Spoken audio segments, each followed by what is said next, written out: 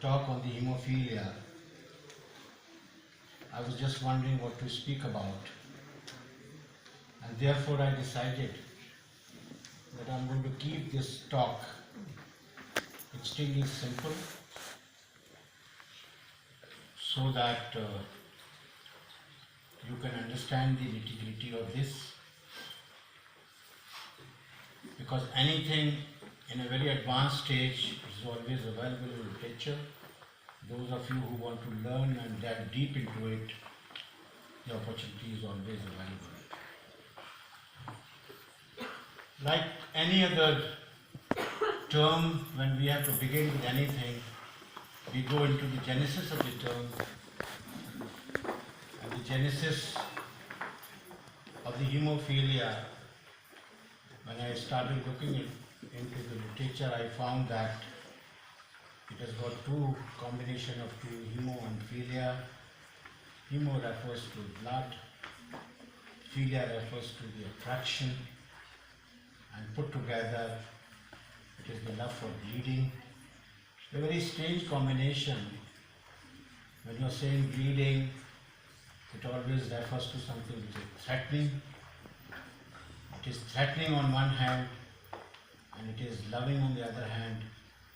Is somewhat paradoxical in my opinion, but this is how this term has started.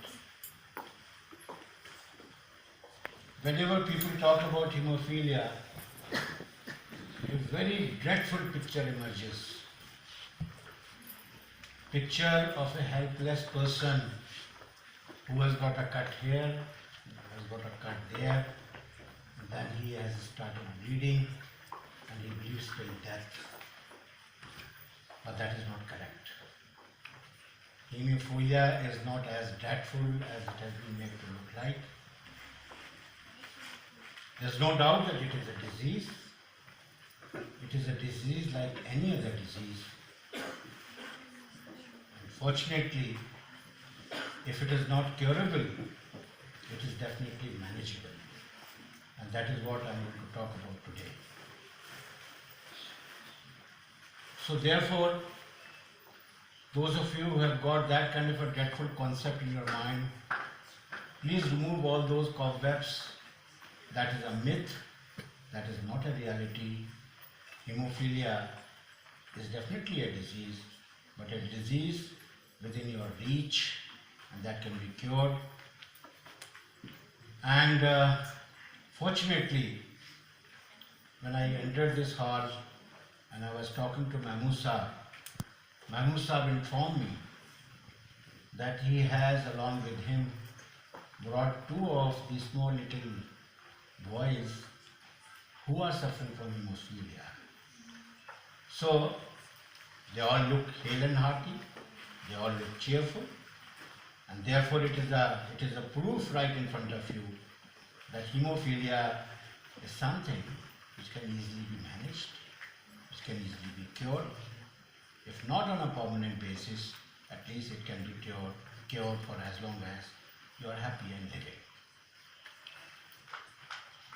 I would not go very deep into it. We will give you a conventional definition of what hemophilia is all about. If you look at the literature, it says hemophilia is an inherited bleeding disorder in which there is a deficiency of lack of two factors. One is factor 8, where the people are called hemophilic A category, and the other is factor 9, where the people are called suffering from hemophilia B category. What are these factors? Those of you who have been the student of biology, it will be very easy for you to know that in the process of blood coagulation, there are a cascade of reactions that take place.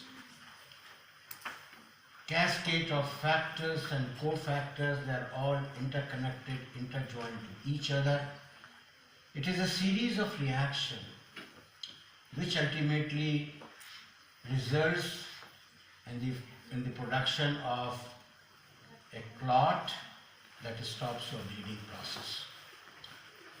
Somewhere in between, if you miss even one of those steps, the ultimate process of the clotting of blood, if not stops, at least. I was only wondering, why is it called a royal disease? It is only the royals who suffer from it and the common man mercifully is spared. It is not so. It's just because if there is any kind of affliction in the crown family, in the first family diagnosed to be a carrier of hemophilia B. Queen Victoria was the one who ruled England from 1937 to 1901. She had 9 children. Those affected were Leopold was one who was affected. Alice and Beatrice were the carriers. And then it is spread through their generations, and that is the reason why it became so famous that people at one point of time called this a disease, which is a royal disease. But the fact of the matter is, it is just as much of a royal disease as it is a disease for a common man. So it is royal just because few regalia, few crown princes got affected by that, and therefore the term royal disease was named after that. 1928 that the term hemophilia was given. This is something which I had explained to you a little earlier. 4 important players which are involved in this. Of course, the first one is the blood vessels, where the blood flows through, and a puncture of that results there is a puncture. The first stimulus or the first step is that is a process or initiation of the vasoconstriction.